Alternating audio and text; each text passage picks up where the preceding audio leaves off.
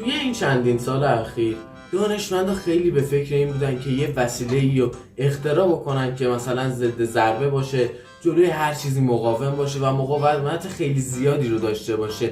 خیلی‌ها تو کامنت‌ها گفته بودن از آلیاژ فلان و بیسار و اینا، ولی من یه چیزی پیدا کردم که از هر چیزی قوی تره.